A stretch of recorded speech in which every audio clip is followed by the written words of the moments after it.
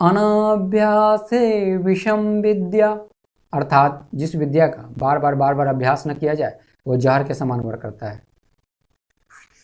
इसलिए अगर आप चाहते हैं एग्जाम में सक्सेस होना, अपने गोल को अचीव करना, तो आपको हैंड रिटेन शॉर्ट नोट्स बनाने चाहिए, प्लस उसका रिवीजन करते रहना चाहिए। ठीक, रिवीजन कब करें? अर्ली मॉर्निंग में कर लें, या जब भी आप अपनी जो शेड्यूल बनाए हुए हैं और उसका जो सबसे पहले क्या करें, उस शेड्यूल में सबसे पहले इंक्लूड करें रिवीजन को। पहले रिवीजन कर लें, उसके बाद आप अदर चीज़ों को पढ़ें, जो भी आप करना चाहते हैं उसके बाद जो भी पढ़ना चाहते हैं उसका पढ़ें और उसका शॉर्ट नोट्स बनाएं। ठीक, पहले क्यों? इसलिए कि बहुत सारे बच्चे आप देख लें कि अगर आप रिवाइज बाद में ही कर पा रहे हैं, पहले कुछ पढ़ ले रहे हैं उसके बाद रिवाइज कर रहे हैं, कोई नहीं, बाद में ही रिवाइज कर लें। अगर आप देख लें कि रिवाइज नहीं कर पा रहे हैं आप पर डे, तो क्या करें, सुबह में ही सबसे पहला जो शेड्यूल आपका हो सबसे पहले ही रिवाइज ही कर ले उसको। ठीक, तो अपने सुविधा के अनुसार देख लें, लेकिन रिवाइज डेली करें। डेली कितना करें? 2 आवर, ठीक है ना, 2 घंटे डेली आप रिवीजन करें। आप इसका काफ़ी पॉजिटिव रिजल्ट देखेंगे। ठीक है, मूल मंत्र है एग्जाम में सक्सेस होने के लिए। ठीक, चलिए, मैं श्याम नंदन कुमार आपका एसएन के क्लासेज में स्वागत करता हूं।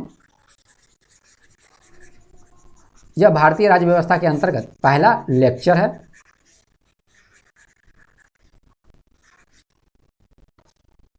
फर्स्ट वीडियो भारतीय राज्य व्यवस्था के अंतर्गत। ठीक, भारतीय राज्य व्यवस्था के अंतर्गत जितने भी टॉपिक ठीक इंपॉर्टेंट है हमारे एग्जाम के लिए, इवन यूपीएससी के एग्जाम के लिए, यूनियन पब्लिक सर्विस कमीशन के एग्जाम के लिए भी जितने टॉपिक जो इंपॉर्टेंट है उनको भी यहाँ कवर किया जाएगा। ठीक, और उतना ही कवर करेंगे जितने हमारे एग्जाम के लिए इंपॉर्टेंट है। ठीक, तो चलिए स्टार्ट करते हैं अपने पहले लेक्चर से।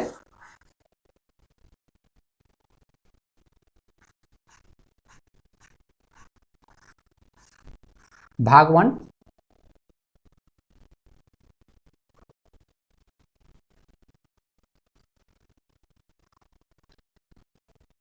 भारतीय राज्य व्यवस्था के अंतर्गत सबको भाग में डिवाइड कर दिया गया, भाग 1, भाग 2, भाग 3, भाग 4 ऐसे करके। ठीक, अब भाग 1 के अंतर्गत अप्रोक्स हम लोग 10 to 11 चैप्टर को कवर करेंगे और उतना ही कवर करेंगे जितनी हमारे एग्जाम के लिए इंपॉर्टेंट है। चलिए, तो इसके अंतर्गत हम लोग चैप्टर में देखेंगे कौन कौन सा हम ऐतिहासिक पृष्ठभूमि, संविधान का निर्माण। ठीक, ये दोनों काफ़ी इंपॉर्टेंट हो जाता है, इसमें एग्जाम में काफ़ी आते हैं क्वेश्चन यहाँ से। ठीक, संविधान की विशेषता, प्रस्तावना से भी क्वेश्चन काफ़ी रहते हैं। ठीक, जिन जिन चैप्टर में जितना जरूरत है उतना ही कवर किया जाएगा। संविधान की प्रस्तावना, ठीक, संघ एवं इसका क्षेत्र, नागरिकता, मूल अधिकार, फंडामेंटल राइट्स काफ़ी इंपॉर्टेंट हो जाता है। प्रत्येक एग्जाम में 1-2 क्वेश्चन आपको देखने को मिल जाएंगे। इसके बाद डीपीएसपी, ठीक, यहाँ से भी काफ़ी आपको मिलेंगे। मूल अधिकार, डीपीएसपी, यहाँ से क्वेश्चन काफ़ी देखने को मिलता है एग्जाम में। ठीक, उसके बाद मूल कर्तव्य, फंडामेंटल ड्यूटी, संविधान का संशोधन और संविधान की मूल संरचना, संशोधन से भी 1-2 क्वेश्चन आपको एग्जाम में देखने को मिलते हैं। चलिए, तब स्टार्ट करते हैं।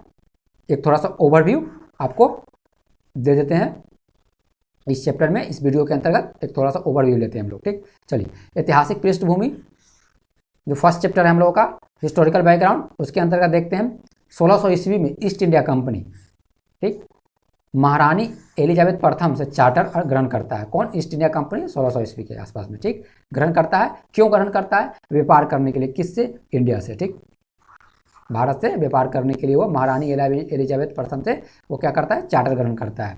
ठीक, कब करता है? 1600 ईस्वी के आसपास। ठीक, और वह, ठीक, चार्टर क्या होता है? एक तरह का लीगल राइट होता है।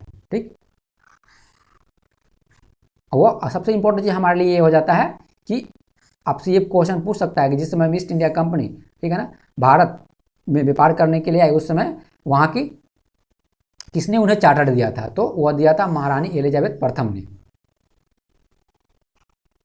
ठीक, और एक बात और याद रखनी है आपको, ईस्ट इंडिया कंपनी जिसमें व्यापार करने के लिए आई थी, उस समय एक पूर्णतः एक ऐसी कंपनी थी, एक व्यापारिक कंपनी थी। इसका जो मुख्य पर्पस जो था वो क्या था? व्यापार करना था।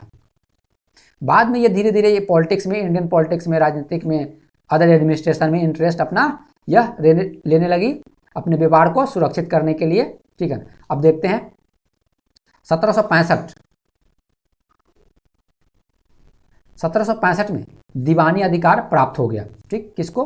मिला? यह मिला ईस्ट इंडिया कंपनी को दीवानी अधिकार प्राप्त हुआ। अप्रॉक्स देखें तो 165 साल बाद जो है ना दीवानी अधिकार प्राप्त किया कौन? ईस्ट इंडिया कंपनी ने। ठीक, दीवानी अधिकार क्या होता है? राजस्व कलेक्शन, रिवेन्यू कलेक्शन करने का अधिकार, और उसके बाद दीवानी न्याय का अधिकार। देखेंगे दीवानी न्याय क्या होता है, ठीक है ना। किसने दिया था? शाह आलम द्वितीय। शाह आलम द्वितीय तो कौन था? मुगल बादशाह थे। ठीक, एक मुगल बादशाह ने इन्हें दिया था क्या? दीवानी अधिकार दे दिया था। ठीक, क्यों दिया था? चलिए देखते हैं।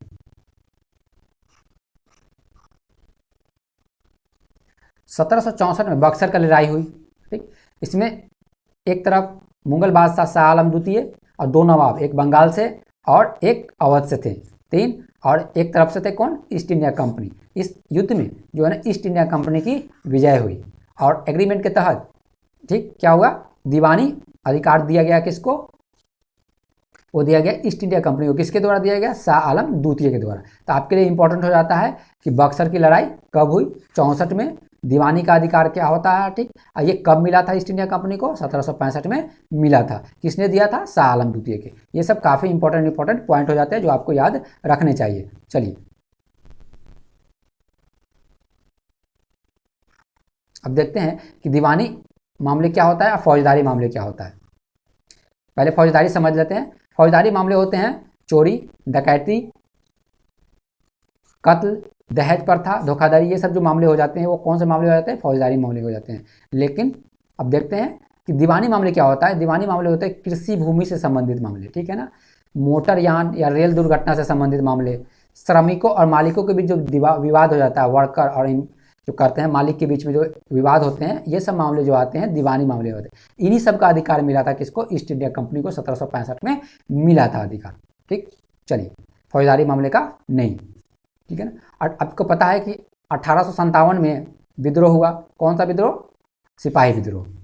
ठीक, और 1858 से डायरेक्ट कंट्रोल में चला गया जो है ना। इससे पहले क्या था?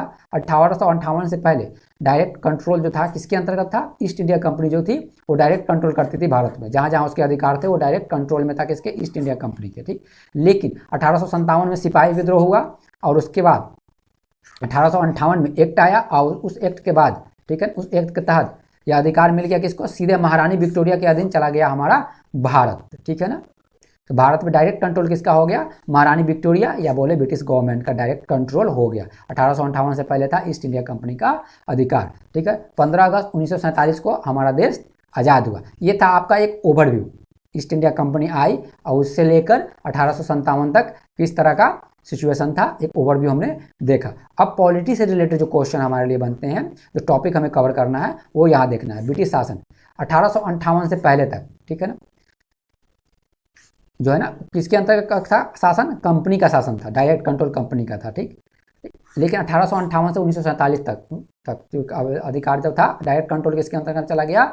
ये चला गया ब्रिटिश गवर्नमेंट के अंतर्गत, डायरेक्ट चला गया। डायरेक्ट पहले क्या था? इनडायरेक्ट में था, अब क्या हो गया? डायरेक्ट हो गया। कब से? 1858 से 1947 के बीच। अब देखते हैं जब कंपनी का डायरेक्ट कंट्रोल था उस समय बहुत सारे एक्ट आए थे। वो कौन कौन सा था? 1773 का रेगुलेटिंग एक्ट, 1781 का संशोधन अधिनियम, 1784 का पिट्स इंडिया एक्ट, 1786 का अधिनियम, 1813 का चार्टर अधिनियम, 1833 का चार्टर अधिनियम, 1853 का चार्टर अधिनियम। अप्रॉक्स टोटल 7 हो गए। ठीक, 7। इसके बारे में, इसके प्रत्येक के बारे में उतना ही पढ़ेंगे जितनी ज़रूरत है। कौन कौन से इंपॉर्टेंट पॉइंट थे उसको देखेंगे हम जब नेक्स्ट वीडियो में देखेंगे तो। ठीक, अब देखते हैं सम्राट के अंतर्गत अर्थात डायरेक्ट कंट्रोल जब हो गया ब्रिटिश गवर्नमेंट का, उस समय कौन कौन से एक्ट आए थे। 1858 का भारत सरकार अधिनियम, 1861 का भारत परिषद अधिनियम, 1892 का भारत परिषद अधिनियम, 1809 का भारत परिषद अधिनियम, भारत शासन अधिनियम 1919, ठीक, भारत शासन अधिनियम 1935, भारतीय स्वतंत्रता अधिनियम 1947। ये काफ़ी इंपॉर्टेंट हो जाता है। 1919, 1935, 1909 इंपॉर्टेंट तो सारे हैं, सारे में 1-2 फीचर मिलेंगे, लेकिन एग्जाम में काफ़ी जो देखेंगे आप 1909, 1919, 1935 से पूछे जाते हैं। लेकिन हम सारे को कवर करते हैं ताकि कोई भी हमारे एग्जाम में छूटे नहीं। ठीक, चलिए तो आज का वीडियो यहीं पे समाप्त होता है। मिलते हैं नेक्स्ट वीडियो में। अपना ख्याल रखें, कोविड से बच के रहें। धन्यवाद।